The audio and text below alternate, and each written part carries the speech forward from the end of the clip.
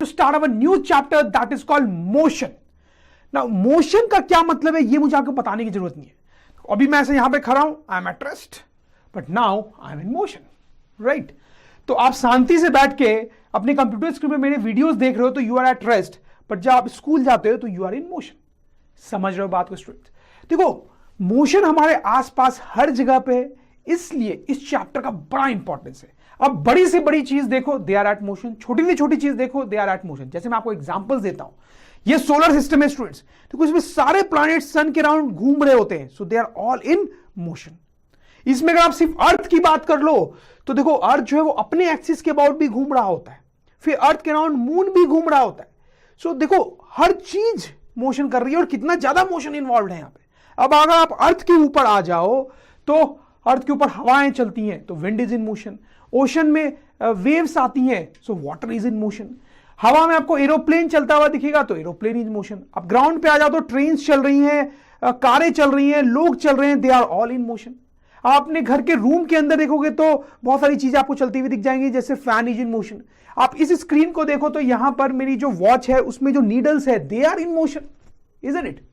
जैसे ये लड़की बैठी हुई है, आपको लग सकता है शी इज एट रेस्ट, ये तो मोशन में नहीं है, लेकिन ऐसा नहीं है students. She is at rest no doubt, but उसके अंदर ब्लड सर्कुलेट कर रहा है उसकी बॉडी में, so blood is in motion. अगर वो इधर उधर देख रही है तो उसकी eyeballs are in motion. फिर जैसे ही अगर आप इस वॉल को देखेंगे तो यू विल थिंक नहीं ये वॉल जो है ये तो रेस्ट पे है, इस पे कोई मोशन नहीं है. सही बात है स्टूडेंट्स, लेकिन ये वॉल किस चीज से बनी हुई है? इसके अंदर बहुत सारे एटम्स हैं और एटम्स के अंदर इलेक्ट्रॉन्स होते हैं जो घूम रहे होते हैं. तो आप सोच के देखो ये वॉल रेस्ट पे दिख रही है लेकिन इसके अंदर भी कितना मोशन चल रहा है इलेक्ट्रॉन्स का. तो कहने की बात यह है स्टूडेंट्स कि motion is all around us. इसलिए अगर हमें इस दुनिया को समझना है, जो कि साइंस का एक बड़ा इंपॉर्टेंट एम है, तो मोशन को समझना बड़ा इंपॉर्टेंट होता है. That's why this is such an important chapter. तो इसी के साथ students let us start this chapter that is called motion. तो सबसे पहले हम देखेंगे मोशन इन स्ट्रेट लाइन. तो क्या मतलब होता है मोशन इन स्ट्रेट लाइन का? देखो सपोज करो कि आप इस स्ट्रेट रोड पे एक कार चला रहे हो, ठीक है, और दूसरा सोचो कि इस रोड पे कार चला रहे हो. तो क्लियरली स्टूडेंट्स आप समझ रहे होंगे कि इसको हम बोल सकते हैं मोशन इन स्ट्रेट लाइन, क्योंकि यहां पे ऑब्जेक्ट स्ट्रेट लाइन में चल रहा है, और इसको मोशन इन स्ट्रेट लाइन नहीं बोल सकते. और एग्जांपल्स मैं आपको दूं तो जैसे ये जो ट्रेन है आप देखो ये स्ट्रेट ट्रैक पे चलती है, so this is example of motion in straight line. जैसे ये एक लिफ्ट आपको दिख रही है, ये स्ट्रेट ऊपर जाएगी, स्ट्रेट नीचे आएगी, so this is again motion in straight line. लेकिन मून जब सन के अराउंड घूम रहा है तो वो एक सर्किल में घूम रहा है, that is not motion in straight line. तो ये जो चैप्टर हम यहां पे पढ़ने वाले हैं इस पे हम specifically motion in straight line पे फोकस करेंगे, because that is the simplest type of motion. तो नेचुरल सी बात है कि जब हम मोशन पढ़ना स्टार्ट कर रहे हैं तो पहले सबसे सिंपल टाइप के मोशन को हमें पढ़ना चाहिए, फिर धीरे धीरे अपना लेवल बढ़ाना चाहिए. सो फाइन स्टूडेंट्स, सबसे पहले यहां पर हम एक टर्म देखेंगे जिसको बोलते हैं पोजीशन. बड़ा इंपॉर्टेंट सा टर्म है इस चैप्टर में, ओवरऑल आपको अंडरस्टैंडिंग के लिए इसको समझना जरूरी है. देखो डे टू डे लाइफ में पोजीशन वर्ड का हम यूज बहुत करते हैं, तो आपको थोड़ा सेंस है कि इसका मतलब क्या है. पोजीशन का मतलब होता है कि कोई चीज कहां पे रखी हुई है, राइट. जैसे मैं आपको एग्जांपल देता हूं कि ये आपके घर का एक रूम है, तो आपकी मम्मी को मोबाइल नहीं मिल रहा तो उन्होंने आपसे पूछा कि मोबाइल कहां रखा हुआ है. तो बेसिकली आगे मम्मी ने पूछा है कि what is position of mobile. Technically देखा जाए तो what is position of mobile, तो आप बोलते हो कि मोबाइल जो है उस रेड रंग की चेयर पे रखा हुआ है. तो आपने बेसिकली क्या बता दिया, मोबाइल का पोजीशन बता दिया कि वो कहां पे रखा हुआ है. समझ में आ रही बात? तो हम लिख सकते हैं कि position represents location of an object. जैसे एक दो एग्जांपल्स और लेके मैं आपको बताता हूं. सपोज करो कि आपके जो अंकल हैं कोई, वो पहली बार आपके घर आ रहे हैं, आपके टाउन में आ रहे हैं पहली बार, तो आपसे फोन में पूछते हैं कि बताओ कहां आना है. तो बेसिकली वो आपके घर का पोजीशन पूछ रहे हैं, ठीक है, कि आपका घर का पोजीशन क्या है ताकि मैं आ सकूं. तो आप उनको बोलते हो कि मेरा घर जो है वो 5 किलोमीटर की दूरी पे. क्या बोलते हो कि घर जो है वो 5 किलोमीटर की दूरी पे, 5 किलोमीटर. तो अपने घर की पोजीशन बता रहे हो. तो क्या ये इंफॉर्मेशन सफिशिएंट है आपके अंकल के लिए आपके घर तक पहुंचने के लिए? नहीं स्टूडेंट्स, आप समझ रहे होंगे. आपने सिर्फ बोला है कि घर की पोजीशन 5 किलोमीटर पे है, बट कहां से 5 किलोमीटर पे है ये तो आपने बोला नहीं. हो सकता है आपका घर एयरपोर्ट से 5 किलोमीटर की दूरी पे हो सकता है आपका घर रेलवे स्टेशन से 5 किलोमीटर की दूरी पे हो, या हो सकता है आपके टाउन में कोई फेमस मार्केट है, वहां से 5 किलोमीटर की दूरी पे हो, right students? So please point को समझने की कोशिश करें, हम पोजीशन को साइंटिफिकली समझने की कोशिश कर रहे हैं। जब आप साइंस में किसी चीज की पोजीशन बताते हो तो आपको यह बताना पड़ता है कि आप दूरी कहां से मेजर कर रहे हो, डिस्टेंस कहां से मेजर कर रहे हो। क्या आप डिस्टेंस एयरपोर्ट से मेजर कर रहे हो, रेलवे स्टेशन से मेजर कर रहे हो 5 किलोमीटर, किसी फेमस मार्केट से, या कहीं और से मेजर कर रहे हो? समझ में आ रही बात? ठीक है, सपोज करो इस केस में आपका जो घर है वो रेलवे स्टेशन से 5 किलोमीटर की दूरी पे, ठीक है? तो आप अंकल को ये बोलोगे कि अंकल मेरा घर जो है that is at 5 kilometres from railway station, from railway station. समझ में आई बात? तो यहां पे मैं पॉइंट आपको ये बताना चाह रहा हूं सबसे पहला कि अगर आपको पोजीशन बतानी है फिजिक्स में कहीं पर भी, तो सबसे पहले आपके पास एक रेफरेंस पॉइंट होना चाहिए। क्या होना चाहिए बच्चों? रेफरेंस पॉइंट होना चाहिए। रेफरेंस पॉइंट वो जगह है जहां से आप डिस्टेंस मेजर करते हो। जैसे यहां पे हमने बोला कि रेलवे स्टेशन से 5 किलोमीटर की दूरी पे है, तो रेलवे स्टेशन क्या हो गया? मेरा रेफरेंस पॉइंट हो गया, वहां से मैं बोल रहा हूं 5 किलोमीटर की दूरी पे। समझ पाए? तो रेफरेंस पॉइंट क्या होता है? Reference point is the point from where distance is being measured. समझ में आई बात? अच्छा, अब एक और चीज आप देखो, अभी भी आपके अंकल आपके घर नहीं पहुंच पाएंगे। क्यों? क्योंकि आपने ये तो बता दिया कि रेलवे स्टेशन से 5 किलोमीटर आना है, लेकिन रेलवे स्टेशन निकल के 5 किलोमीटर किधर की तरफ आना है? इधर की तरफ आना है, इधर की तरफ आना है, इधर की तरफ जाना है, कैसे पता चलेगा उनको? राइट? तो इनफैक्ट आपको एक और चीज उनको बतानी पड़ेगी कि किस डायरेक्शन में आना है। तो हो सकता है कि आपका जो घर है वो नॉर्थ डायरेक्शन में, तो आप बोलोगे कि house is at 5 kilometre from railway station in north direction, in north direction. तो इसका मतलब है पोजीशन बताने के लिए एक और चीज आपको पता होनी चाहिए, that is sense of direction. Sense of direction. तो student this is very important कि साइंस में पोजीशन बताने के लिए दो चीजों की रिक्वायरमेंट होती है। एक होता है रेफरेंस पॉइंट, जिसको कई बार ओरिजिन भी बोलते हैं, ठीक है, जैसे कि यहां पर रेलवे स्टेशन को ओरिजिन बोल देंगे, and a sense of direction. अब एक और एग्जांपल यहां पे लेते हैं पोजीशन को थोड़ा समझने के लिए।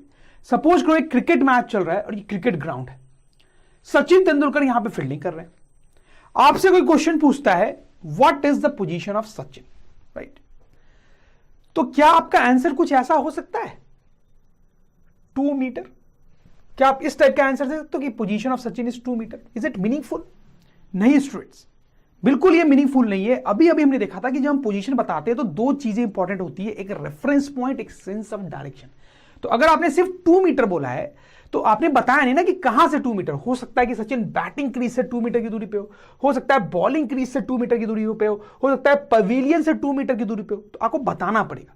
तो सपोज करो आपने बैटिंग क्रीज को रेफरेंस पॉइंट ले लिया, तो आप बोल सकते हो कि 2 मीटर फ्रॉम बैटिंग क्रीज, ऐसा बता सकते हो, ठीक है। और जब आप ऐसा बोल रहे हो तो ऑब्वियसली जो बैटिंग क्रीज है स्टूडेंट्स, उसको आपने क्या ले लिया? ओरिजिन या रेफरेंस पॉइंट। फाइन, लेकिन अभी भी आपको समझ में आ रहा होगा ये कंप्लीट आंसर नहीं है। क्यों? क्योंकि इसमें सेकंड पॉइंट नहीं है, सेंस ऑफ डायरेक्शन नहीं बताया अभी भी आपने। अगर बैटिंग क्रीज से सचिन 2 मीटर पे है तो 2 मीटर वो इधर भी हो सकता है, इधर भी हो सकता है, इधर भी हो सकता है, इधर भी हो सकता है, किधर भी हो सकता है, राइट?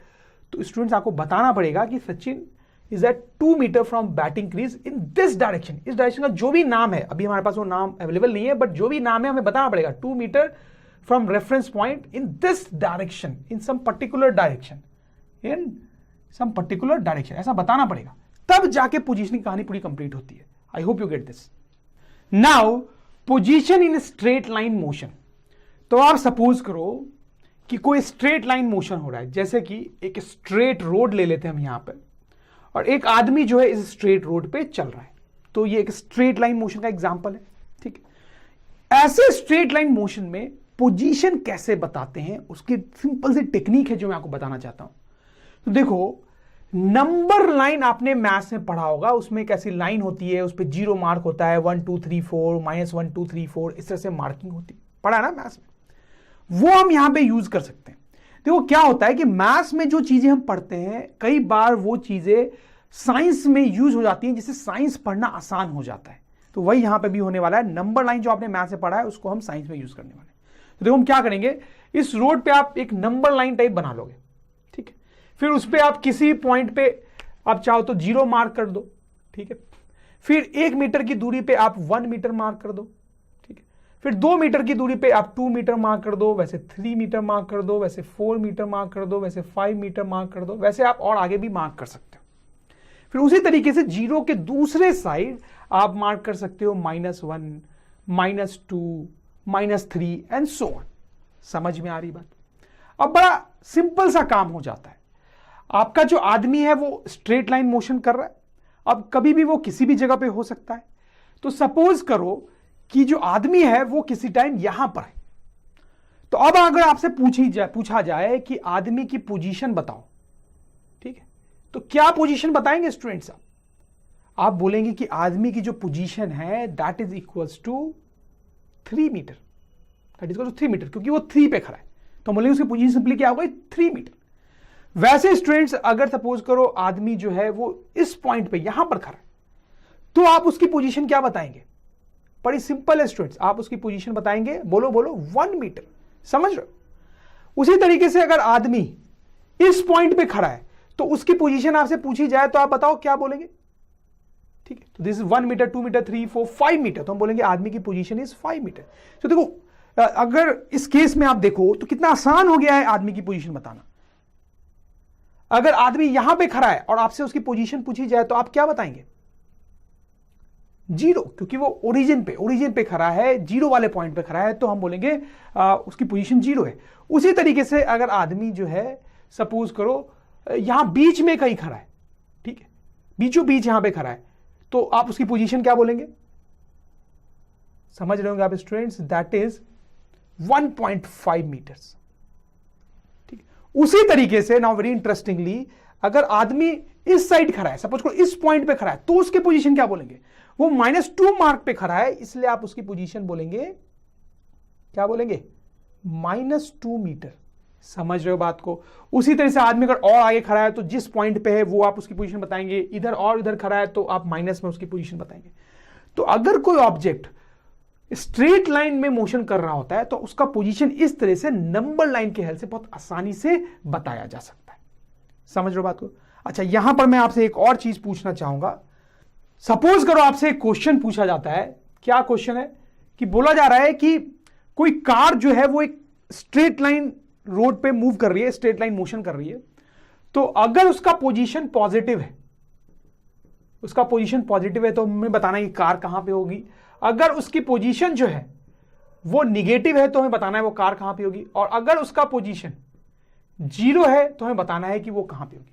तो स्टूडेंट बड़ा ही सिंपल सा क्वेश्चन है, आई एम श्योर आप समझ रहे होंगे। अगर कार की पोजीशन 0 है इसका मतलब कार कहां पे है? रेफरेंस पॉइंट पे है कार, ठीक है, ओरिजिन पे है, रेफरेंस पॉइंट पे, ठीक है। अगर कार की पोजीशन पॉजिटिव है तो इसका मतलब कार कहां पर है, और जब निगेटिव है तो कार कहां पे? आप सोच के बताएं। जैसे देखो ये एग्जांपल्स हमने किए थे तो आपको उससे समझ में आया होगा कि पोजीशन जब पॉजिटिव थी तो इसका मतलब था कि जो ऑब्जेक्ट है वो ओरिजिन के इस साइड है, this side of the origin, right side of the origin. और जब पोजीशन निगेटिव है इसका मतलब है कि object is on the left side of origin, isn't it students? तो अगर कार की पोजीशन पॉजिटिव है इसका मतलब it is located at the right side of origin, पूरा नहीं लिख रहा हूं, राइट साइड ऑफ ओरिजिन। और अगर कार की पोजीशन निगेटिव है इसका मतलब it is on the left side of origin.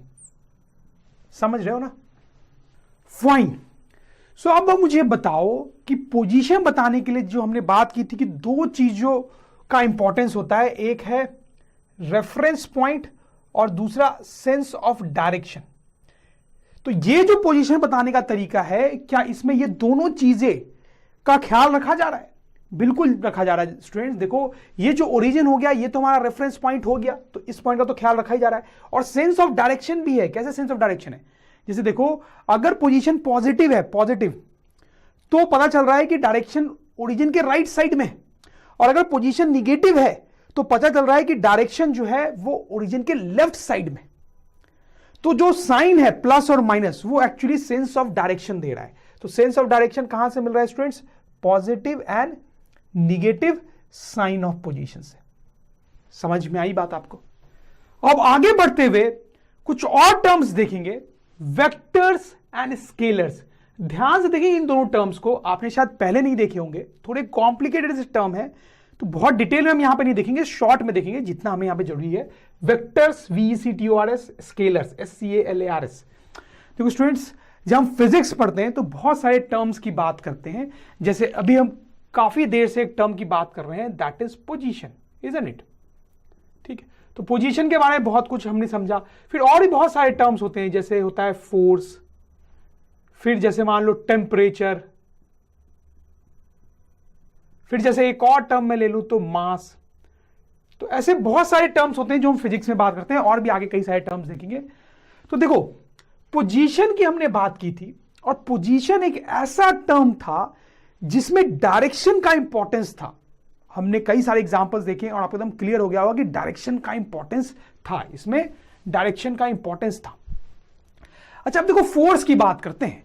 Force क्या होता है ये तो आपको पता ही होगा, ठीक है। जैसे अगर किसी आदमी ने किसी को पंच मारा, तो इस केस में आप देखो उसके नाक पे इधर की तरफ फोर्स लगाया गया है, ठीक है, दैट इज फोर्स, राइट।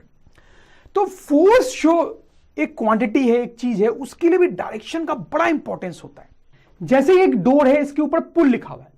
अब एक आदमी आता है, वो इस पे फोर्स लगाता है इसको खोलने के लिए, तो इधर की तरफ फोर्स लगाता है। उसने बहुत फोर्स लगाया स्टूडेंट्स, लेकिन वो खुल ही नहीं रहा। लेकिन जब वही आदमी इस दरवाजे पे थोड़ा सा फोर्स इधर की तरफ लगाता है तो दरवाजा खुल जाता है, राइट स्टूडेंट्स। तो देखो यहां पे फोर्स की बात हो रही थी और डायरेक्शन इंपॉर्टेंट है। क्यों डायरेक्शन इंपॉर्टेंट है? क्योंकि जब फोर्स इस पर्टिकुलर डायरेक्शन में लगाया जाता है तो डोर नहीं खुलता है, लेकिन जब फोर्स उतना ही फोर्स इस डायरेक्शन में लगाया जाता है तो डोर खुल जाता है।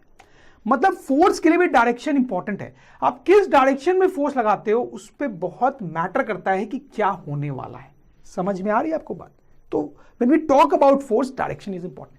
वैसे एक और एग्जांपल मैं आपको देता हूं, बड़ा मजा आएगा आपको। सपोज करो ये बड़ी सी एक बिल्डिंग है, उस पर दो लोग खड़े हैं, ए एंड बी, और एक आदमी नीचे खड़ा है, सी, राइट। थोड़ी ही देर बाद ऐसा पाया जाता है कि ए तो नीचे गिरा हुआ है, वो तो खून से लथपथ है, वो मर चुका है। तो स्टूडेंट्स ऑब्वियसली किस पे शक जाएगा? शक जाएगा कि बी भी ऊपर था। क्या बी ने उसको धक्का देके मारा है? तो स्टूडेंट्स कोर्ट में केस चलता है, किस पे? बी पे, कि शायद बी ने ही ए का कत्ल किया है। तो स्टूडेंट सी जो है वो वहां गवाही देने चला जाता है कोर्ट में। तो सी गवाही देता है, मैं आपको बताता हूं क्या गवाही देता है, कि सी ये बोल देता है कोर्ट में कि be applied force of 100 newton on A, ठीक, ऐसा बोल दिया सी ने। तो क्या उसकी इस गवाही से बी को फांसी हो जाएगी? बताओ स्टूडेंट्स, आप हो जाएगी क्या? नहीं स्टूडेंट्स, देखो ऐसा हो सकता है कि बी ने ए पे फोर्स लगाया हो इधर की तरफ, ठीक है, 100 न्यूटन का, जिसके कारण उसको धक्का मिला और वो नीचे गिर गया हो और मर गया हो, ऐसा हो सकता है। लेकिन ऐसा भी तो हो सकता है कि ए की गर्लफ्रेंड ने उसको धोखा दे दिया था, इसलिए वो सुसाइड करने के लिए ऊपर गया था, वो नीचे कूदने की कोशिश कर रहा था, लेकिन बी एक्चुअली 100 न्यूटन का फोर्स इधर की तरफ लगाता है उसको बचाने के लिए। हाँ, वो बचा नहीं पाता है तो वो गिर के मर जाता है, वो अलग बात है। लेकिन हो सकता है कि बी जो है वो इधर की तरफ फोर्स लगा रहा हो 100 न्यूटन का, तो उस केस में तो उसको फांसी की सजा नहीं होनी चाहिए। समझ में आ रही बात? तो कहने का मेरा मतलब यह है कि जब सी ये गवाही दे रहा है कि be applied force of 100 newton on A, तो कहानी पूरी खत्म नहीं हुई है, क्योंकि सी ने यह नहीं बताया है कि फोर्स किस डायरेक्शन में लगाया गया था। अगर फोर्स इस डायरेक्शन में लगाया गया था तब बी को फांसी होनी चाहिए, लेकिन अगर उसने इस डायरेक्शन में लगाया था तो फांसी नहीं होनी चाहिए। तो once again I am trying to say that कि फोर्स एक ऐसी चीज है जिसके लिए डायरेक्शन का बड़ा इंपॉर्टेंस होता है। पोजीशन के लिए भी था और फोर्स के लिए भी है डायरेक्शन का इंपॉर्टेंस। समझ रहे हो बात को? अब बात करेंगे टेम्परेचर की। टेम्परेचर क्या होता है ये भी आप समझते हो। जैसे कि कहीं पे अगर बहुत गर्मी पड़ रही है तो वहां का टेम्परेचर हो सकता है 50 डिग्री सेंटीग्रेड हो, कहीं पे बहुत ठंड भी है तो हो सकता है वहां का टेम्परेचर 2 डिग्री सेंटीग्रेड हो, तो ठंड है अच्छी खासी। अच्छा देखो, हम टेम्परेचर की जब बात करते हैं तो डायरेक्शन की कोई बात नहीं होती है स्टूडेंट्स, आप ध्यान देना। क्या हम ऐसा बोल सकते हैं कि यहां पर जो टेम्परेचर है 50 डिग्री सेंटीग्रेड वो ऊपर की तरफ है या नीचे की तरफ है या राइट की तरफ है या लेफ्ट की तरफ है? क्या ऐसी कोई बात हम करते हैं कभी? नहीं, बस टेम्परेचर 50 है तो है, डायरेक्शन की कोई बात होती नहीं है। वैसे टेम्परेचर यहां पे अगर 4 डिग्री सेंटीग्रेड है तो 4 डिग्री सेंटीग्रेड है, हम ऐसा नहीं बोल सकते ऊपर की तरफ है या नीचे की तरफ, राइट या लेफ्ट की तरफ। नहीं, समझ में आ रही बात? तो यानी टेम्परेचर एक ऐसी चीज है जिससे डायरेक्शन का कोई लेना देना नहीं है। हालांकि फोर्स का था, ठीक है, फोर्स आप किसी दरवाजे पे इधर की तरफ लगा सकते हो, राइट की तरफ, या फिर इधर की तरफ लगा सकते हो, लेफ्ट की तरफ। टेम्परेचर में वैसा बिल्कुल भी नहीं है। तो मैं आपको बताना चाह रहा हूं कुछ टर्म्स ऐसे होते हैं जिससे डायरेक्शन एसोसिएट करना बड़ा मुश्किल होता है। जैसे मास के साथ भी ऐसा ही होता है, डायरेक्शन की बात नहीं कर सकते। जैसे सपोज करो आप राइस खरीदने जाते हो किसी दुकान में, ठीक है, तो आप दुकानदार को क्या बोलते हो कि मुझे राइस दो, कितना राइस दो, तो आप बोलते हो कि मास ऑफ 2 kg, मतलब 2 kg राइस दो, ठीक है। लेकिन क्या आप उसको यह बोलते हो कि मुझे 2 kg राइस दो नीचे की तरफ या ऊपर की तरफ या राइट की तरफ या लेफ्ट की तरफ? ऐसा बिल्कुल नहीं बोलते हो। आप बस बोलते हो कि मास होना चाहिए 2 kg। आप डायरेक्शन नहीं बताते हो मास की, क्योंकि डायरेक्शन कोई मतलब ही यहां पे नहीं है। अगर आप उसको बोलोगे कि मुझे 2 kg राइस दो राइट या लेफ्ट की तरफ, तो आपको वो मारेगा पकड़ के कि क्या पागल जैसी बातें कर रहे हो, ठीक है। तो once again when you are talking about mass of something, you don't talk about direction. वैसे अगर आप एप्पल खरीदने जा रहे हो, आप बोलते हो कि एप्पल चाहिए 3 kg, ये नहीं बोलते हो कि राइट की तरफ चाहिए, लेफ्ट की तरफ चाहिए, ऊपर नीचे। डायरेक्शन की बात नहीं करते।